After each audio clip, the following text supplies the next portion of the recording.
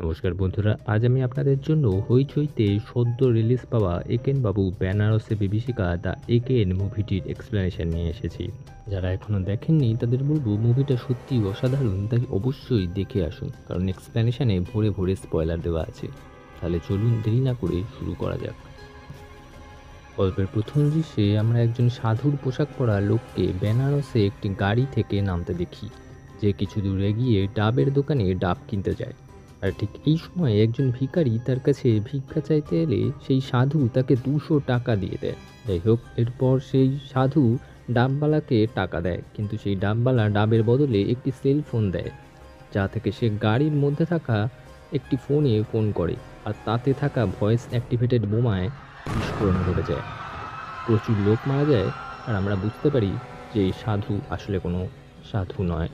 পরের দৃশ্যে আমরা বেনারস পুলিশকে ইনভেস্টিগেট করতে দেখি, আর জানা যায় যে কোনো পাকিস্তানি সন্ত্রাসবাদী সংস্থা এই বিস্ফোরণের পিছনে রয়েছে। এদিকে পুলিশ সেই ভিখারির খোঁজ পায়, কারণ তাকে দেওয়া 200 টাকাটা নকল ছিল। পুলিশের কাছে খবর আসে কোনো ফার্টিলাইজার ডিলারও ব্যাংকে 50,000 টাকার নকল নোট জমা করতে গিয়ে ধরা পড়ে গেছে। পুলিশ ঠিক করে যে সেই ডিলারকে যে নোট দিয়েছে আর এই ভিখারির দেখা লোকটি এক কিনা স্কেচ বানিয়ে পরীক্ষা করে দেখবে। এদিকে আমরা প্রথম দৃশ্যে সেই সাধুকে দেখি যে অন্য একজন সাধুর আস্তানায় আশ্রয় নিতে যায়। এ কাজে তাকে সাহায্য করে তার সাগরেদ সুখদেব, যে আইডিয়াল অ্যান্টিক শপ নামে বেনারসেরই এক বিশাল অ্যান্টিক দোকানের মালিক। তাদের কথাবার্তায় বোঝা যায় যে কিছুদিন পরে বেনারসে হতে চলা মাসান হোলি উৎসবে তারা কোনো বড় হামলার ছক করছে।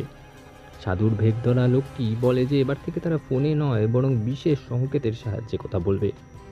এদিকে কলকাতায় রেস্টুরেন্টে বাপি আর প্রমথর সাথে একেনবাবুকে বিরিয়ানি খাওয়া এনজয় করতে দেখি। ঠিক এই সময় বাপির বন্ধু সুবিমল ফোন করে জানায় যে সে কলকাতায় আসতে পারবে না, তার বদলে বেনারসে এসে তারা যেন তাদের বাড়িতে কিছুদিন কাটিয়ে যায়। এদিকে পুলিশ স্কেচ দেখে কুখ্যাত সন্ত্রাসবাদী বেলাল মালিকের উপস্থিতি টের পায়। বেলাল মালিক কোনো সাধারণ সন্ত্রাসবাদী নয়, বরং ছদ্মবেশ ধারণে অত্যন্ত দক্ষ। সে একাধিক ভাষায় কথা বলতে পারে, আর পাকিস্তানি গুপ্তচরদের সাথেও তার যোগাযোগ রয়েছে। অর্থাৎ কোনো বড় কিছু করার জন্যই সে বেনারসে এসেছে। এরপর বাবুরা বেনারসে সুবিমলের বাড়িতে ওঠে। সুবিমল অবিবাহিত, আর সে তার কাকা বীরেশ্বর আর তার কাকার স্ত্রী দামিনীর সাথে থাকে। দামিনী এদিকে সুবিমলেরই সমবয়সী, আর তার কাকার অ্যান্টিক জিনিস কেনার শখ আর বেশ অবস্থাপন্ন, আর তার সংগ্রহে অনেক মূল্যবান জিনিস আছে। আমরা জানতে পারি যে তার কাকা তাকে ভীষণ ভালোবাসেন, কিন্তু তিনি ক্যান্সার আক্রান্ত, আর মাঝে মধ্যেই খানিকক্ষণ আগের ঘটনাও ভুলে যান। এই জন্যই তিনি একজন সেক্রেটারি রেখেছেন যার নাম হলো সমীরণ। এদিকে পুলিশ আরও জায়গা থেকে নকল নোট উদ্ধার করতে থাকে, এমনকি এক ডাক্তারের কাছেও তা পাওয়া যায়। সেই ডাক্তারের কাছে গিয়ে পুলিশ জানতে পারে যে বেলাল মালিকের হাতে 6টি আঙুল, আর সেটিতে সে চোট পেয়েছে। আর এক্স রে করাতে নকল পরিচয়ে এক ফোন নাম্বার থেকে অ্যাপয়েন্টমেন্ট নেয়। ফোন নাম্বার ট্রেস করে পুলিশ জানতে পারে যে এইটি আইডিয়াল অ্যান্টিক শপ নয়, একটি দোকানের ফোন নাম্বার। পুলিশের সন্দেহ হতে একজন পুলিশ অফিসার সেই দোকানে গিয়ে একটা অ্যান্টিক নেকলেস কেনার নাম করে তাতে গুপ্ত ক্যামেরা লাগিয়ে দিয়ে আসে, আর দোকানের উপর নজর রাখতে শুরু করে। এদিকে একেন বাবুর সাথে সমীরণের পরিচয় হয়, আর আমরা জানতে পারি সমীরণ একজন শিল্পী আর তার নিজের একটা আর্ট গ্যালারি আছে। এদিকে একেনবাবু ডিটেকটিভ জানতে পেরে বীরেশ্বর তার সংগ্রহশালা তাকে গোপনে দেখায়, আর বলে যে তার ভুলে যাওয়ার রোগের কারণে তার কাছে কী কী ছিল তার আর মনে নেই। তার মনে হয় যে অনেক জিনিস কেউ গায়েব করে দিচ্ছে, কোনো খুব পরিচিত লোকই এটি করছে। একেনবাবু তাকে জিজ্ঞেস করলে তিনি বলেন যে তার কাছের লোকের নামও তার স্মরণে আসছে না। একেনবাবু দেওয়ালে একটা চৌকো সাদা দাগ দেখতে পান, যাতে তার মনে হয় যে সেখানে কোনো পেন্টিং হয়তো ছিল, যেটি গায়েব, কিন্তু তিনি কিছু বলেন না। যাই হোক, এরপরে দেখা যায় যে সুবিমলের সাথে দামিনীর সম্পর্ক রয়েছে, আর সমীরণ গোপনে তাদের কথা শুনে নেয়।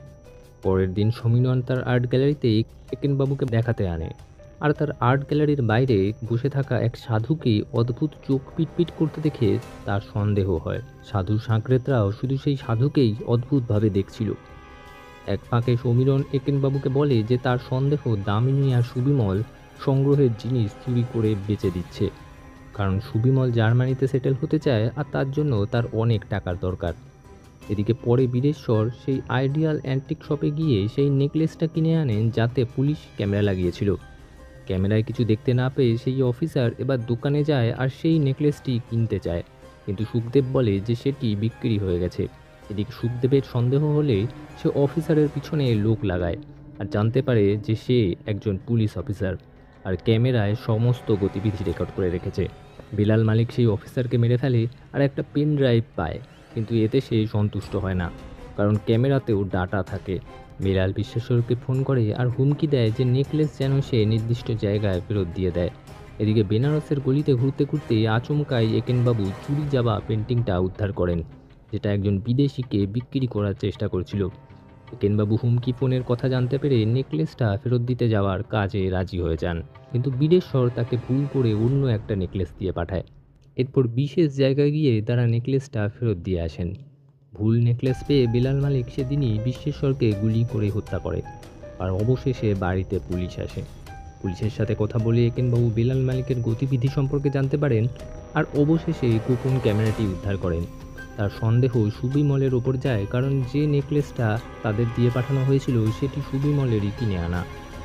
সুবিমল জেরার মুখে স্বীকার করে নেয় যে দামিনী তার বান্ধবী, আর তার বাবা আর মার আপত্তি থাকায় সে কাকার বউ সাজিয়ে কাকার ভুলে যাওয়ার রোগের সুযোগ নিয়ে তাকে এই বাড়িতে এনে রেখেছিল, কিন্তু সে কখনো কিছু চুরি করেনি। এদিকে সুখদেবের দোকানের কর্মচারীর সুখদেবের অ্যাক্টিভিটির ওপরে সন্দেহ হয় আর সে পুলিশকে ফোন করে, কিন্তু বেলাল ব্যাপারটা ধরে নেয় আর তাকেও মেরে ফেলে। এই ঘটনায় পুলিশের সন্দেহ দোকানের ওপর আরও বাড়ে আর একেনবাবু সেই দোকানে যাবেন ঠিক করেন। দোকানে গিয়ে একটা অদ্ভুত দয়াল দেখে তার সন্দেহ হয় আর তার মনে হয় যে সন্ত্রাসবাদীদের টাকার যোগান এই সুখদেব অ্যান্টিক জিনিস বিক্রি করে দিচ্ছে, কারণ তার সংগ্রহের অনেক জিনিসই চোরাই। বাড়ি ফেরত আসার সময় তিনি এবার সমীরনের গ্যালারিতে যান আর তার একটা আঁকা ছবি দেখে তার সন্দেহ হয়। বাইরে বেরিয়ে তিনি সেই সাধুকে দেখতে পান আর তার অদ্ভুত চোখ পিটপিটানি করা যে কোনো কোড ল্যাঙ্গুয়েজ সেটা ধরে ফেলেন। আর আশ্চর্য ব্যাপার হলো যে সেই সাধুর হাতেও 6টা আঙুল। তিনি পুলিশ নিয়ে সাধুকে ধাওয়া করলে অবশেষে বেলাল মালিক ধরা পড়ে যায়। শেষে একেনবাবু বলেন সন্ত্রাসবাদীরা মর্স কোডের মাধ্যমে কথা বলতো আর বেলাল চোখ পিটপিট করে কোডের সাহায্যে এই সংকেত দিত। সমীরন আসলে বেলালের লোক আর তার পেন্টিংয়ের বিভিন্ন জায়গায় সেই সংকেতগুলো লিখত, আর তার আর্ট গ্যালারিতে যারা আসতো তারা আসলে সন্ত্রাসবাদী, তারা এই সংকেত ডিকোড করে নিত। সমীরন সুবিমল আর দামিনীর সম্পর্কে সুযোগ নেয় আর সন্দেহের তীর তাদের দিকে ঘুরিয়ে দেয়, কিন্তু আসলে সেই বীরেশ্বরের কালেকশন থেকে চুরি করত।